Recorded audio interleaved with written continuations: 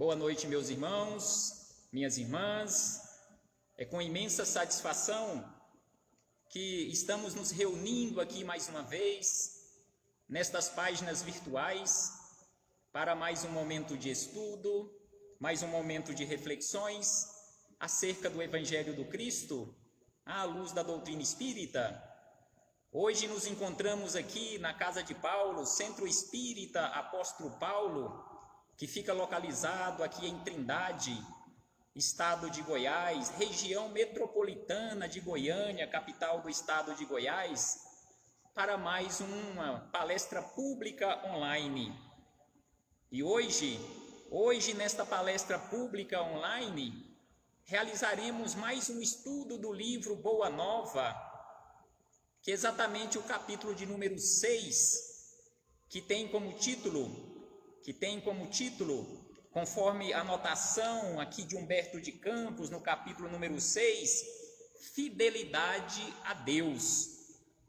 Mas antes de começarmos aqui, agradecendo a Deus, em especial e acima de tudo, pela dádiva da vida, a Jesus de Nazaré, nosso Mestre e Senhor, aos Espíritos amigos pelo amparo, pela proteção, pela assistência que sempre tem nos dado ao longo da nossa trajetória, agradecermos a todos vocês que aqui se fazem presentes nestas duas páginas virtuais, porque estamos transmitindo também no Instagram do Centro Espírita Apóstolo Paulo. Recebam todos o meu abraço fraternal e de imensa gratidão. Muito obrigado pela presença destas dezenas de irmãos e irmãs de jornada. Mas antes de começarmos aqui as nossas reflexões, farei mais uma vez leitura do livro Minutos de Sabedoria, de Carlos Torres Pastorino, a mensagem de número 117. Na sequência, o nosso irmão Valério Luiz fará a prece de abertura e após a prece, iniciaremos as nossas reflexões com base nas narrativas de Humberto de Campos. Então, Carlos Torres Pastorino, neste capítulo de número 117, anotou da seguinte maneira: se o sofrimento bateu à sua porta, não se desespere. São bem-aventurados os que choram, porque serão consolados. Assim nos disse Jesus: bem-aventurados os que sofrem, bem-aventurados os que choram, porque todos serão consolados. E aí Pastorino acrescenta que o sofrimento parece a todos um mal e a dor apavora. Então, sem sombra de dúvida que o sofrimento a todos nós parece realmente um grande mal, e só o mal, e a dor nos apavora ainda. Mas quando aprendemos que a dor é uma libertação que nos devolve a paz ao espírito, passamos a julgá-la menos dolorosa.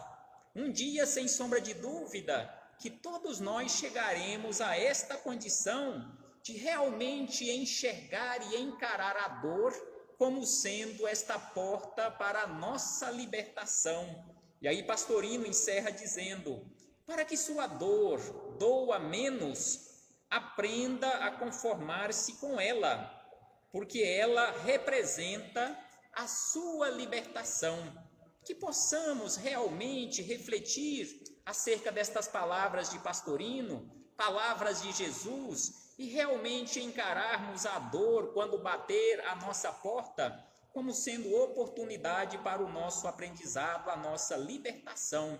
Então, neste momento, o nosso irmão Valério fará a prece de abertura para, em seguida, iniciarmos as nossas reflexões.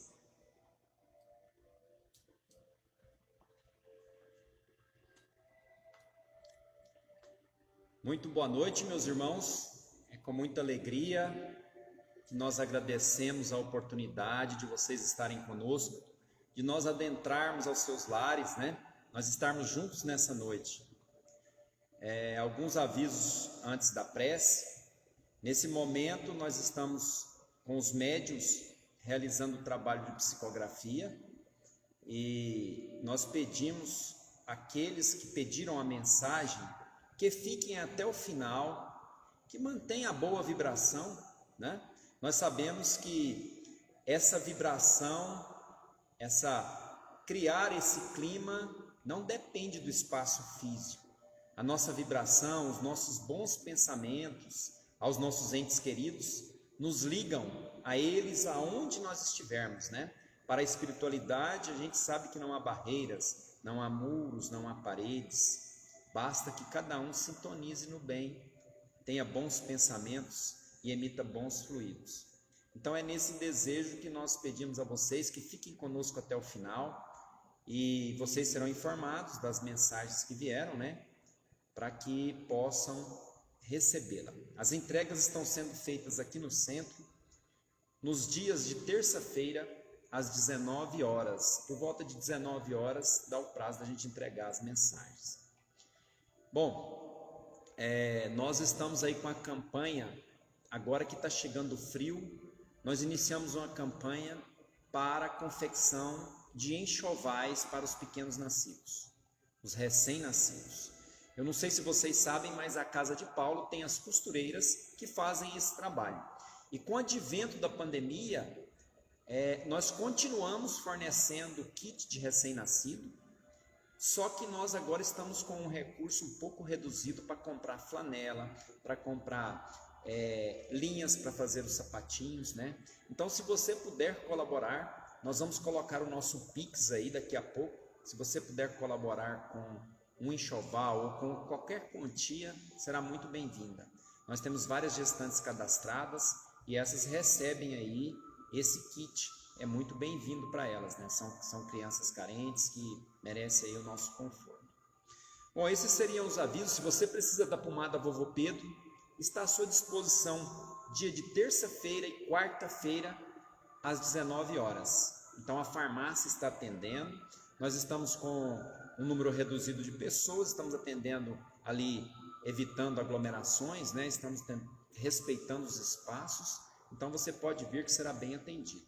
A nossa livraria também está com algumas campanhas de livros, tem livros a R$10, então se você precisa comprar livro também, só que a livraria só abre dia de terça-feira, então você pode nos contactar, aceita cartão de crédito, tá bom? Então esses seriam basicamente os avisos.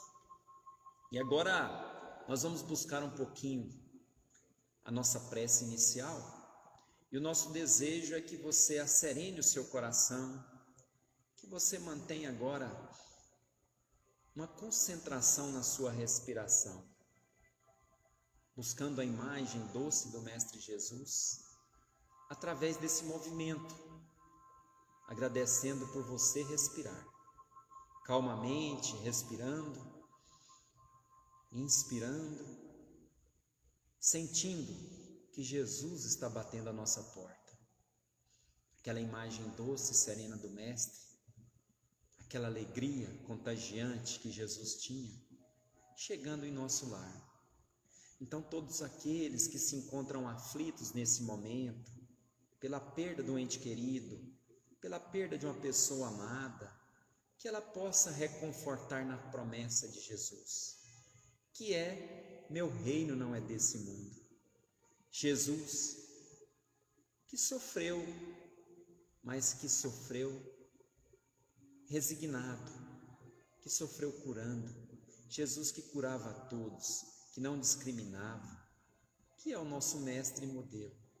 Que ele possa chegar até o seu coração em forma de luz, possa te dar a compreensão por tudo aquilo que você está passando nesse momento, pelas dificuldades, e que essa luz possa se transformar também em esperança, esperança de dias melhores, esperança de que o que chegou até nós podemos passar sim, com fé, com esperança, e nós podemos ainda consolar outros corações, nós podemos ajudar outras pessoas.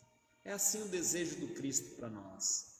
Então, rogando a espiritualidade amiga de cada um, aquele espírito protetor, aqueles bons espíritos que possam chegar ao seu lar, dando conforto, dando consolo e a paz que vocês necessitam. Que Jesus ilumine o nosso amigo Vanildo para a palestra de hoje. Que essa palestra possa reconfortar os corações que estão assistindo e possam mudar os nossos pensamentos, possam nos ajudar nas nossas reflexões e ajudar na nossa reforma íntima. Mestre amado Jesus, assim nós rogamos, sabendo que Tu olhas pelo nosso planeta como o olhar do governador dessa orbe. A Ti nós confiamos e agradecemos, Senhor Jesus. Fica conosco hoje e sempre, que assim seja. Então agora nosso amigo Vanildo trará para nós a exposição de hoje. Boa noite a todos.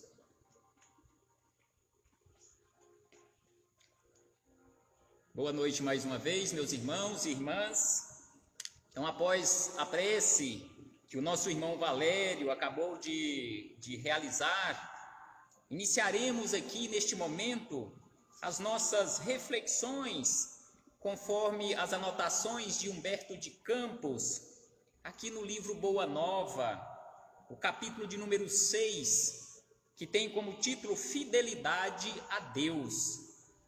Conforme o nosso último estudo, com base no capítulo de número 5, nós estudamos aqui no capítulo número 5, só para contextualizar aqueles irmãos e irmãs, mesmo que participaram do estudo do capítulo número 5, aquela primeira reunião de Jesus com os discípulos, com os 12 discípulos, quando Jesus falou para eles acerca das dificuldades, acerca de todas as dificuldades que eles enfrentariam ao longo da caminhada. Então ele chamou atenção a eles que eles precisariam trabalhar constantemente para auxiliar os irmãos mais necessitados, curar os enfermos, ressuscitar aqueles mortos para a vida, aqueles mortos para a vida moral, que estavam mortos para a vida moral.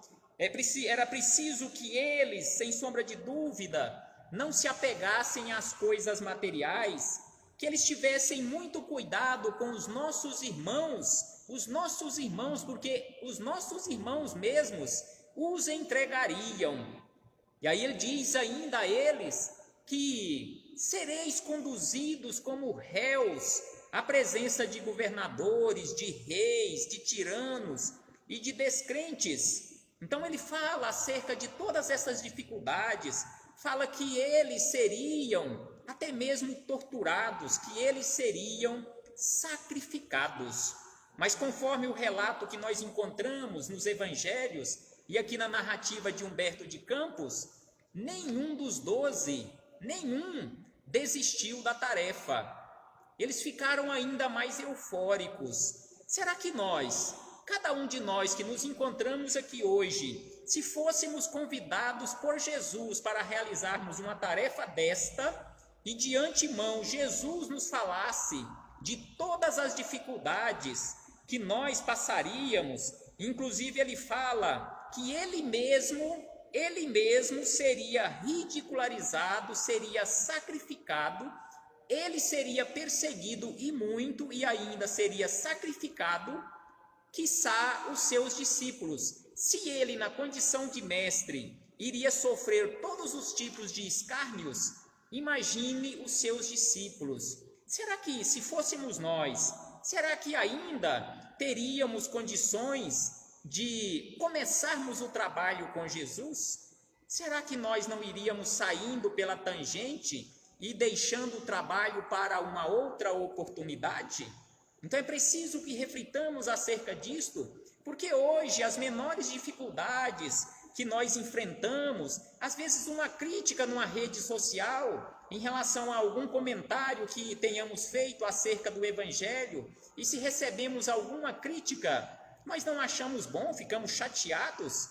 Agora, e se fôssemos chicoteados, se fôssemos sacrificados, será que os demais continuariam o trabalho como aqueles homens e mulheres de fibra continuaram o trabalho? E graças a estes trabalhadores que Jesus convidou naquela época, porque eram espíritos preparados, Jesus os conhecia pelo nome, conforme estudamos nos capítulos anteriores, em especial os primeiros convites que Jesus fez. Jesus chamou todos pelo nome, e inclusive pelo nome até dos seus pais. Então Jesus veio apenas convidá-los ou relembrá-los do compromisso que eles haviam assumido no plano espiritual, porque eles vieram à terra para auxiliarem Jesus naquelas primeiras horas da semeadura, conforme nos diz Humberto de Campos. João, o Batista, que foi o precursor de Jesus, além de ser primo de Jesus, foi o trabalhador da primeira hora do Evangelho. E os discípulos foram aqueles que chegaram na segunda hora e realizaram este belíssimo trabalho, e graças a eles, e também outros que vieram depois, assim como Paulo de Tarso, nós temos o Evangelho e temos a grata satisfação de estarmos reunidos aqui hoje, mesmo com o distanciamento social, mesmo com todos os problemas que estamos enfrentando há mais de um ano. Nós estamos aqui reunidos graças à tecnologia que nós já temos, reunidos virtualmente, dezenas de companheiros, irmãos e irmãs, para estudarmos o Evangelho do Senhor Jesus.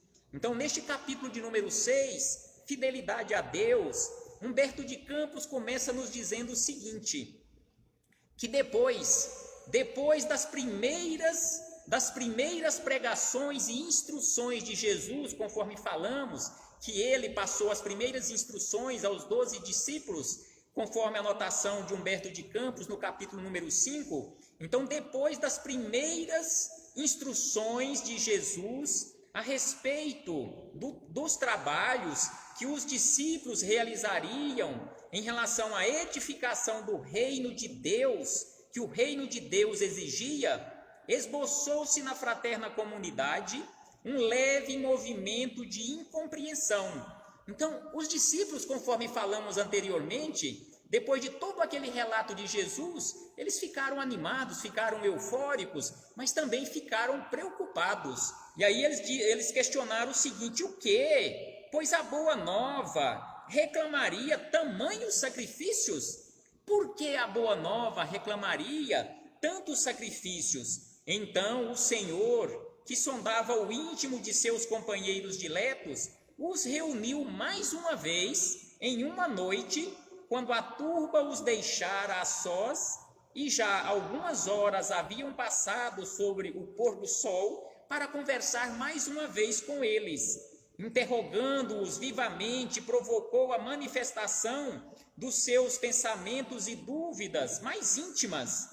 Após escutar-lhes as confidências simples e sinceras, o mestre ponderou. Então aí Jesus começa, neste capítulo, mais algumas ponderações, e agora falando mais especificamente acerca da fidelidade a Deus. Aí Jesus começa dizendo o seguinte, que na causa de Deus, a fidelidade deve ser uma das primeiras virtudes.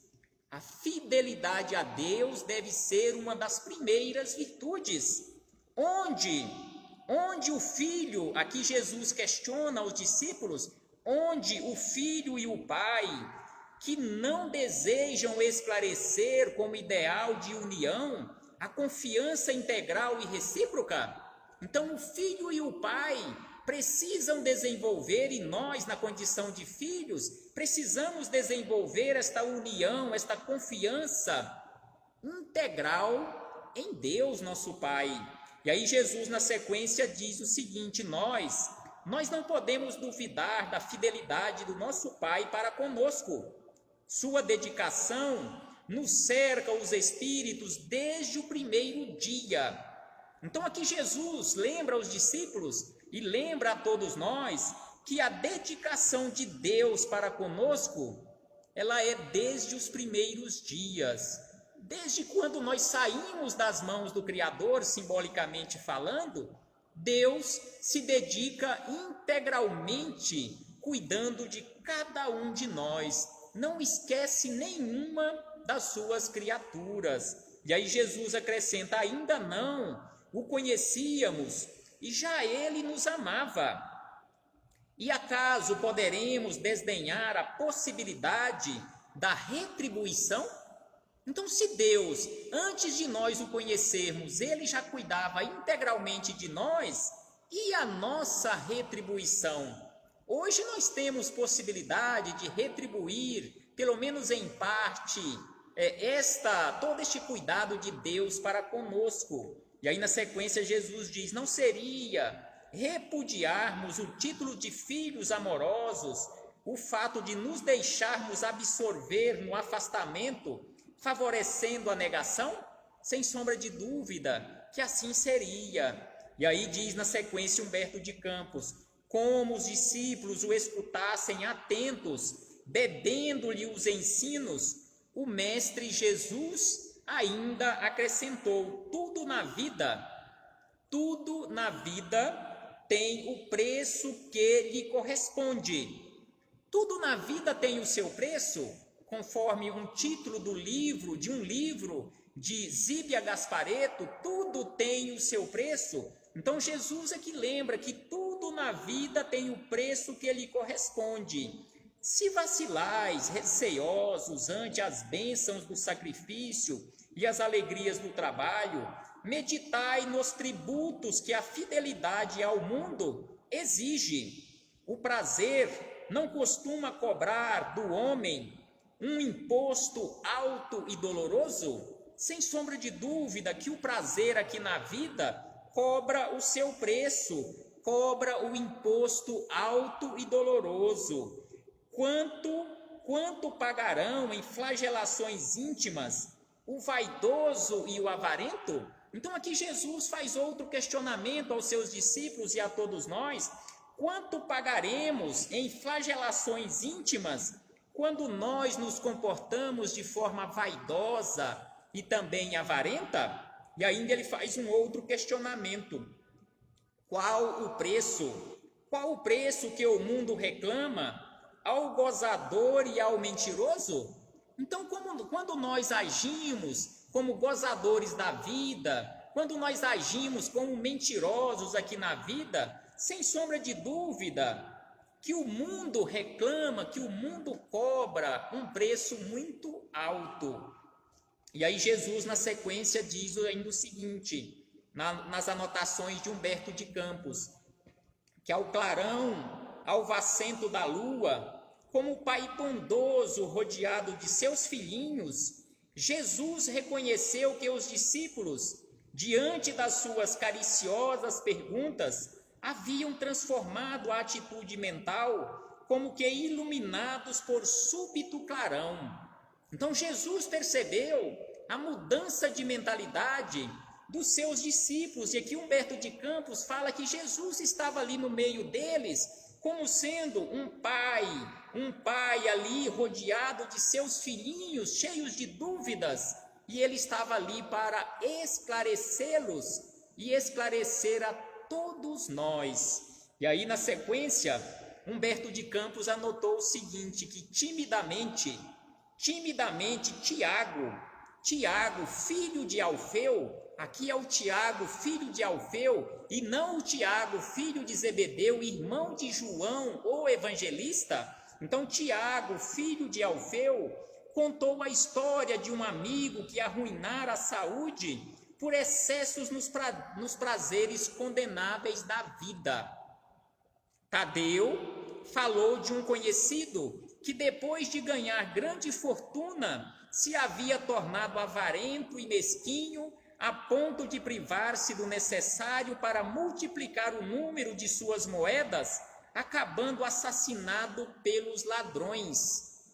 Então aqui os discípulos, depois desta conversa de Jesus com eles começaram a se abrir, começaram a confiar mais em Jesus e começaram a contar as suas histórias, para que Jesus também tivesse mais assunto para conversar com eles e esclarecê-los acerca dessas dúvidas que eles tinham em relação a estas pessoas que se comportavam desta forma, conforme os relatos de Tiago e também de Tadeu.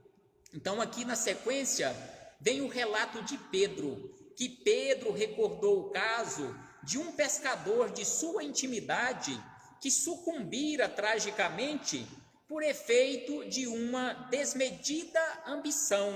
Então aqui já eles trouxeram a Jesus em relação à questão de saúde. Aqui Tiago falou em relação a um amigo que arruinara a saúde por excessos de prazeres. O outro que nos falou Tadeu, avarento. O outro que Pedro disse e trouxe na sua narrativa, que também ele se sucumbira tragicamente por efeito de uma ambição exagerada. E aí Jesus, depois de ouvir essas 3 histórias, muito satisfeitos com a abertura dos seus discípulos, com a confiança de seus discípulos, perguntou: não achais enorme o tributo que o mundo exige dos que se apegam aos seus gozos e riquezas? Então é o que traz a doutrina espírita para nós, meus irmãos. A necessidade de trabalharmos constantemente, assim como Jesus, há 2000 anos atrás, está nos ensinando, desde há 2000 anos, nos ensinando acerca desta necessidade do desapego às coisas materiais. Porque todos esses recursos materiais que nós temos aqui à nossa disposição no mundo, esses recursos não são nossos. São todos de propriedade de Deus e que nós estamos aqui apenas na condição de administradores e, via de regra, a maioria de nós nos comportamos como infiéis administradores, porque nós agimos como gozadores da vida, nos apegamos em excesso a essas riquezas. Nós estamos no mundo material, precisamos dos recursos materiais para nos manter, materialmente falando, aqui na vida. Mas precisamos aprender a administrar esses recursos materiais, porque Deus nos empresta provisoriamente, não são nossos. E Deus espera que nós sejamos bons administradores dos seus recursos. E aí, na sequência, Jesus faz um outro questionamento aos seus discípulos. Se o mundo pede tanto, por que não poderia Deus pedir-nos lealdade ao coração? Então ele fez um questionamento belíssimo e profundo. Se o mundo nos pede tanto e nós, via de regra, obedecemos a estas exigências do mundo, por que Deus não pode nos exigir coisa tão simples, lealdade de coração? E aí Jesus faz um outro questionamento. Trabalhamos agora pela instituição divina do seu reino na terra, mas desde quando estará o Pai trabalhando por nós? Então aqui Jesus, há 2000 anos atrás praticamente, porque esta reunião aqui, conforme Humberto de Campos nos contextualiza, esta reunião aqui aconteceu nos primeiros dias, nas primeiras semanas do ano 30 da era cristã. Então Jesus faz este questionamento e hoje, 2000 anos depois, nós podemos repetir o mesmo questionamento de Jesus. Trabalhamos agora pela instituição divina do reino de Deus na terra, mas desde quando Deus nosso Pai, está trabalhando por cada um de nós?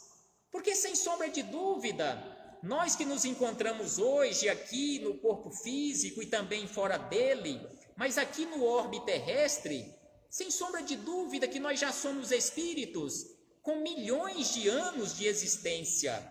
Então, há milhões de anos, Deus está cuidando constantemente de cada um de nós. E por que não hoje nós trabalharmos aqui na terra e também no mundo espiritual pela implantação do reino de Deus no nosso coração? E aí, na sequência, Humberto de Campos anotou o seguinte, que as interrogativas pairavam no espaço sem resposta dos discípulos, porque, acima de tudo, eles ouviam a que lhes dava o próprio coração. Do firmamento infinito, os reflexos do luar se projetavam no lençol tranquilo do lago. Então, esta reunião aconteceu às beiras do lago de Genezaré, ou nas beiras do lago do Tiberíades, ao luar ali livre, no espaço livre.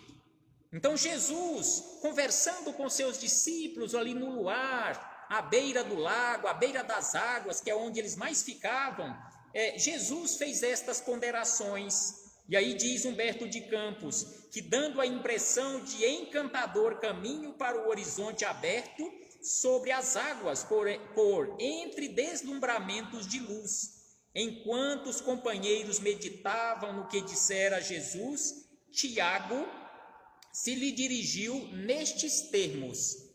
Então Tiago dirigiu-se a Jesus mais uma vez da seguinte maneira: Mestre, tenho um amigo de Corazim, uma cidade vizinha, que vos ouviu a palavra santificante e deseja seguir-vos.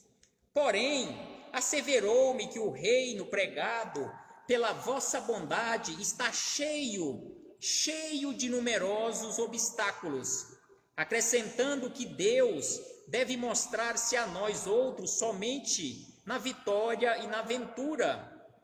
Devo confessar que hesitei ante as suas observações, mas agora, esclarecido pelos vossos ensinamentos, melhor vos compreendo e afirmo-vos que nunca esquecerei minha fidelidade ao reino. Então, Tiago ficou balançado quando este amigo falou para ele desta forma, principalmente que esta caminhada, ela está cheia de numerosos obstáculos. A voz do apóstolo, na sua confissão espontânea, se revelava tocada de entusiasmo doce e amigo. E o Senhor, aproveitando a hora para a semeadura divina, exclamou bondoso. Então Jesus não perdia nenhuma oportunidade para nos esclarecer, esclarecendo aqueles amigos que estavam ali à sua volta. Aí ele começou esclarecendo Tiago. Tiago, nem todos podem compreender a verdade de uma só vez. Até hoje nós não compreendemos quase nada da verdade, porque até hoje nós não compreendemos quase nada acerca de Deus, ainda não conhecemos Deus, conhecemos tão pouco de Deus, conforme nós encontramos na doutrina espírita, lá no livro A Gênese, no início da Gênese, na questão de número 13 de O Livro dos Espíritos, quando Kardec elencou ali algumas conceituações acerca de Deus, algumas definições acerca de Deus, que é o máximo que nós podemos entender até o momento.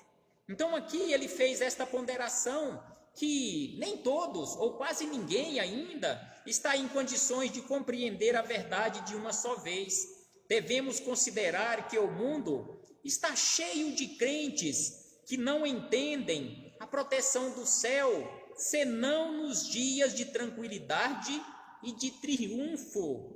Então aqui Jesus, há 2000 anos atrás praticamente, ele nos lembrou o que a doutrina espírita nos lembra nos dias de hoje, que via de regra, nós manifestamos a nossa confiança em Deus, a nossa fé, quando tudo está tranquilo na nossa vida.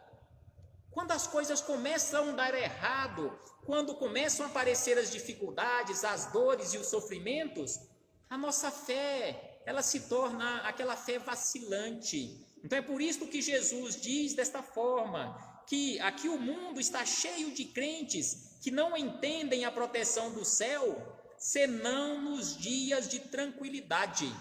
Quando tudo está tranquilo na nossa vida, aí sim Deus é a perfeição.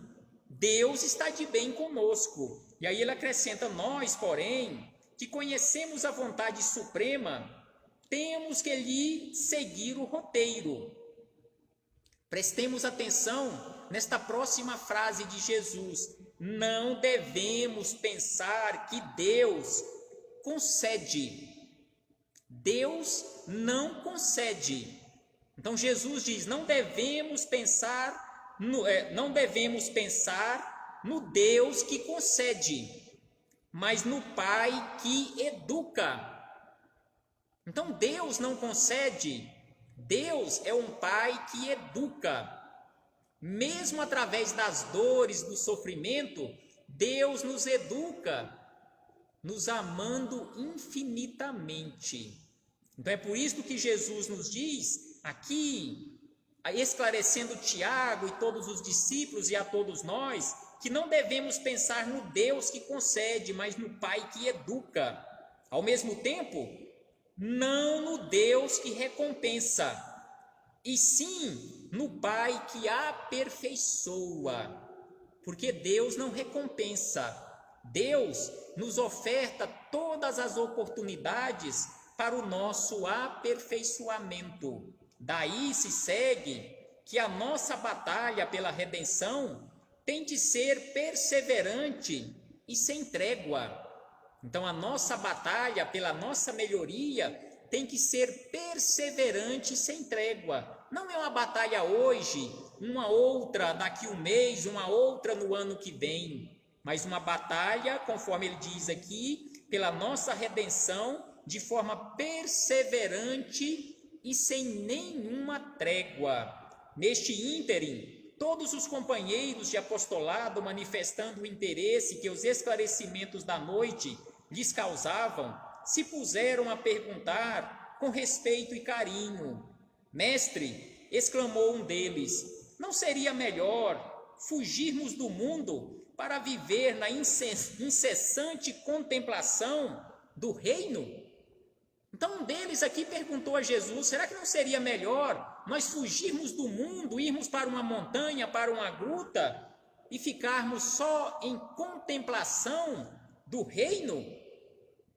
E aí Jesus responde na forma de um questionamento: que diríamos do filho que se conservasse em perpétuo repouso junto de seu pai que trabalha sem cessar no labor da grande família?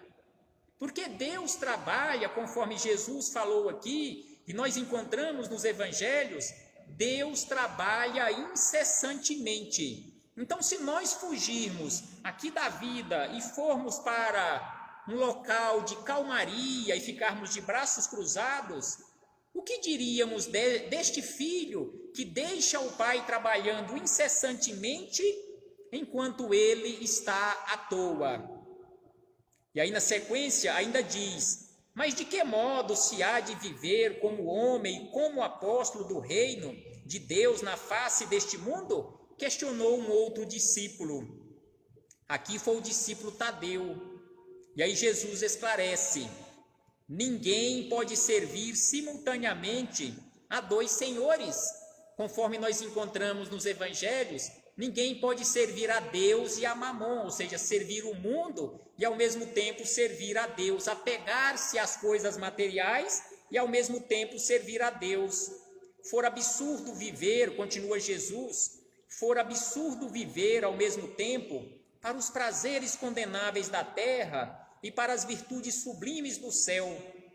O discípulo da Boa Nova, continua esclarecendo Jesus, que o discípulo da Boa Nova tem de servir a Deus servindo a sua obra neste mundo.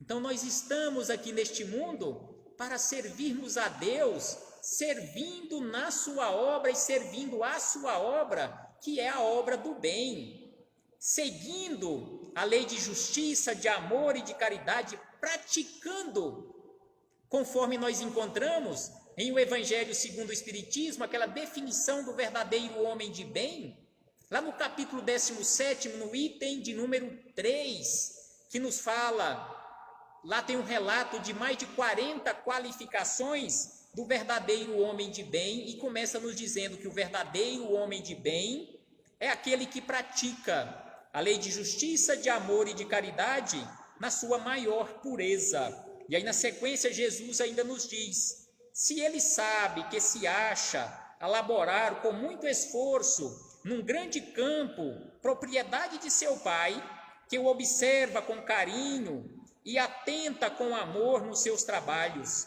imaginemos que esse campo estivesse cheio de inimigos, por toda parte, vermes asquerosos, víboras peçonhentas, tratos de terra improdutiva. É certo que as forças destruidoras reclamarão a indiferença e a submissão do Filho de Deus. Mas o filho de coração fiel a seu pai se lança ao trabalho com perseverança e boa vontade. Assim deve ser o nosso comportamento. Entrará em luta silenciosa com o meio, sofrer-lhe-á os tormentos com heroísmo espiritual por amor do reino que traz no coração, e plantará uma flor onde haja um espinho. Abrirá uma senda, embora estreita, onde estejam a confusão, os parasitos da terra. Cavará pacientemente, buscando as entranhas do solo, para que surja uma gota d'água, onde queime um deserto. No íntimo desse trabalhador, brotará sempre um cântico de alegria, porque Deus o ama e o segue com atenção. E aí, mais um questionamento a Jesus. Qual a primeira qualidade a cultivar no coração? Perguntou um dos filhos de Zebedeu, para que nos sintamos plenamente identificados com a grandeza espiritual da tarefa. Então, qual é a primeira qualidade que nós precisamos cultivar em nosso coração? Aqui, Humberto de Campos não identificou se foi Tiago ou se foi João. Ele apenas disse que foi um dos filhos de Zebedeu, que são esses dois, Tiago e João. E aí Jesus responde: acima de todas as coisas, é preciso ser fiel a Deus. A pequena assembleia parecia altamente elevada e satisfeita, mas André perguntou também Jesus: Mestre, nestes últimos dias tenho me sentido doente e receio não poder trabalhar como os demais companheiros. Como poderei ser fiel a Deus estando enfermo? Esta pergunta de André é de uma profundidade e de uma amplitude que não conseguimos avaliá-la. É como nós pegarmos aquele questionamento que Kardec fez aos espíritos amigos acerca da prática do bem ou da prática do mal, se basta simplesmente não praticar o mal e já está tudo bem, eu já estarei salvo. A questão 932 de O Livro dos Espíritos. E que os espíritos amigos responderam a Kardec e a todos nós que não basta simplesmente não fazer o mal. Não fazer o mal já é um bom começo, sem sombra de dúvida. Mas é preciso que além de não fazer o mal, é preciso que façamos o bem no limite das nossas forças. E qual é o limite das nossas forças? Exatamente esse questionamento de André: eu estou meio adoentado, eu estou pensando, ou estou temendo não ter condições de trabalhar como eu gostaria de trabalhar. E aí, qual será o meu comportamento? E aí Jesus responde a André e a todos nós: ouve, replicou o Senhor com certa ênfase. Nos dias de calma, é fácil provar-se fidelidade e confiança. Não se prova, porém, dedicação verdadeiramente, senão nas horas tormentosas, em que tudo parece contrariar e perecer. Então, provar fidelidade ao trabalho no bem é nos momentos de dificuldade. Aqui nos responde Jesus desta forma: são nas horas de tormentos. Nas horas de tormentos é que nós temos à nossa disposição os momentos para provarmos a nossa fidelidade a Deus, a obra do bem. E aí diz Jesus ainda que o enfermo tem consigo diversas possibilidades de trabalhar para o nosso Pai, com mais altas probabilidades de êxito no serviço. Tateando ou rastejando, busquemos servir ao Pai que está nos céus, porque nas suas mãos divinas vive o universo inteiro. Então aqui Jesus fala que tateando ou rastejando, nós temos condições de servirmos a Deus. E ainda acrescenta: André, se algum dia teus olhos se fecharem para a luz da terra, Se algum dia você ficar cego, fisicamente falando, mesmo assim você terá condições de continuar servindo a Deus. Então, se um dia você ficar cego para a luz da terra, serve a Deus com a tua palavra e com os teus ouvidos. Se você ficar mudo, toma a si mesmo a charrua, valendo-se das tuas mãos. Ainda que ficasse privado dos teus olhos e da tua palavra, das mãos e dos pés, poderias servir a Deus com a paciência e com a coragem. Porque a virtude é o verbo desta fidelidade que nos conduzirá ao amor dos amores. Então aqui Jesus nos fala que mesmo que eu esteja cego, que eu esteja mudo, que eu esteja surdo, que eu esteja paralítico, não tenha condições de andar, não tenha condições de usar as minhas mãos, mesmo assim é possível servir a Deus com a paciência e com a coragem, porque a virtude é o verbo desta fidelidade que nos conduzirá ao amor dos amores, que é Deus. E aí na sequência, Humberto de Campos ainda anotou o seguinte para encerrar estas belíssimas e profundas reflexões acerca desta gênese do Evangelho. Porque, como já dissemos de outras vezes, este livro Boa Nova, ele é composto de 30 capítulos, que conforme nos diz Humberto de Campos no prefácio deste livro, que ele teve acesso no mundo espiritual a milhares de histórias acerca de Jesus aqui na terra, acerca do Evangelho, e que dessas milhares de histórias, ele teve condições, teve permissão de trazer 30 histórias. E exatamente esta quinta história que estamos estudando aqui neste momento, que é a gênese do Evangelho. Então aqui, Humberto de Campos, para encerrar estas reflexões, ele anotou o seguinte, que o grupo dos apóstolos calara-se, impressionado ante aquelas recomendações de Jesus. O luar esplendia sobre as águas silenciosas.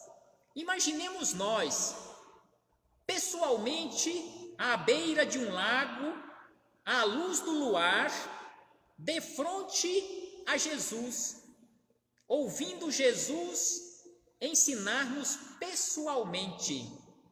Que maravilha! Sem sombra de dúvida, conforme Humberto de Campos anotou aqui, ficaríamos impressionados, assim como os discípulos estavam impressionados ante aquelas recomendações e orientações. O mais leve ruído não traía o silêncio augusto da hora. André chorava de emoção, enquanto os outros observavam a figura do Cristo iluminada pelos clarões da lua, deixando entrever um amoroso sorriso. Imaginemos o sorriso de Jesus. Então, todos os discípulos, impulsionados por soberana força interior, disseram quase a um só tempo: Senhor, seremos fiéis. Seremos fiéis. Jesus continuou a sorrir, como quem sabia a intensidade da luta a ser travada e conhecia a fragilidade das promessas humanas. Entretanto, do coração dos apóstolos jamais se apagou a lembrança daquela noite luminosa de Cafarnaum, aureolada pelo ensinamento divino.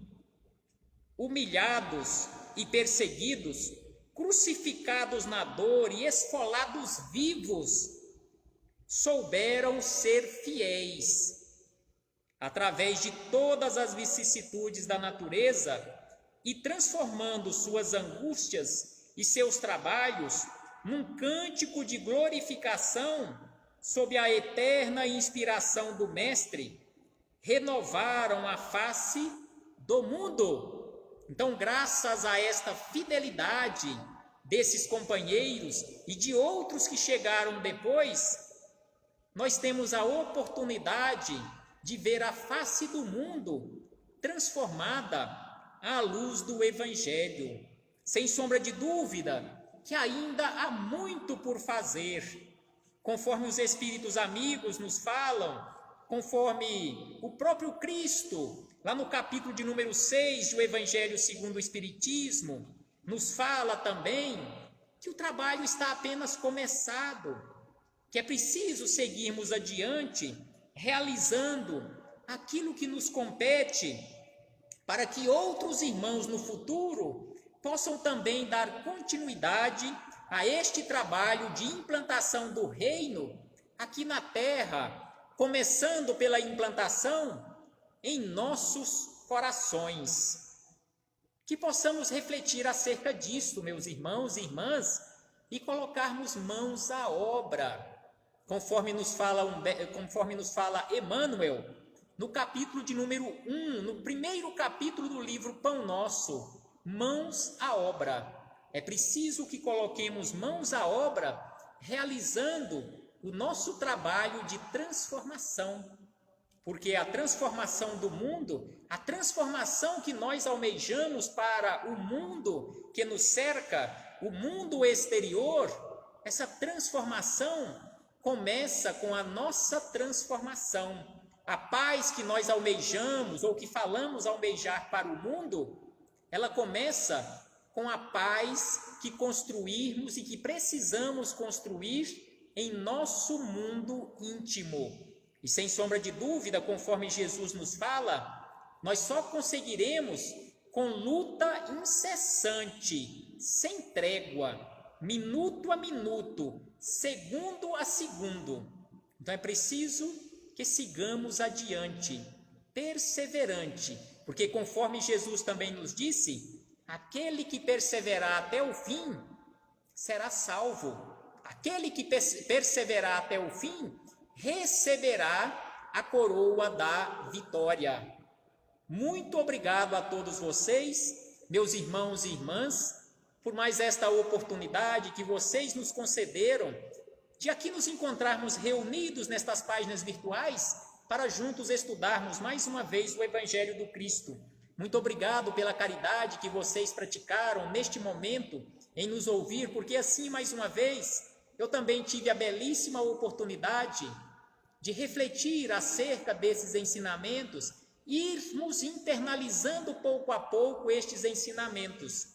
A paz do Cristo esteja sempre conosco e que, em breve, com a permissão e graça de Deus, possamos voltar a nos reunir para darmos continuidade aos nossos estudos e não nos esquecendo do trabalho que nos espera, urgente para a nossa transformação. Um abraço fraternal a todos e até a próxima oportunidade. Na sequência, faremos a nossa para encerrarmos aqui a nossa transmissão, encerrarmos a nossa palestra pública online deste momento.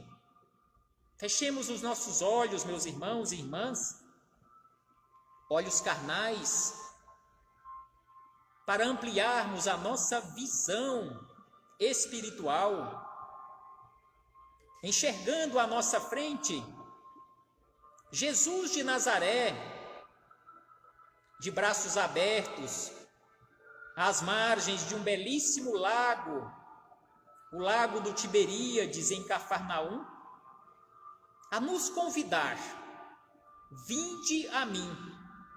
E como nós sabemos, o esforço para irmos até Jesus, o esforço é nosso, pessoal e intransferível. Jesus continua nos convidando, vinde a mim. E nós precisamos nos esforçar para irmos até Jesus, praticando os seus ensinamentos de amor. Rogamos neste momento a Jesus o amparo, a proteção a todos os irmãos que sofrem na face da terra, sejam aqueles que se encontram doentes, pela pandemia do novo coronavírus, bem como seus familiares, famílias que estão destroçadas, outros que se encontram doentes por outras doenças, que também possam receber o amparo, a proteção, não nos esquecendo de rogar também de uma forma muito especial a todos os trabalhadores da saúde, rogar pelos nossos governantes, que eles possam, de maneira sábia, conduzirem o destino das nações da terra, conduzir o destino das nações para um porto seguro. Envolva e ampare a todos, Senhor Jesus, hoje, agora e sempre, e que assim seja, Senhor. Uma boa noite a todos e até a próxima, se assim o Pai nos permitir.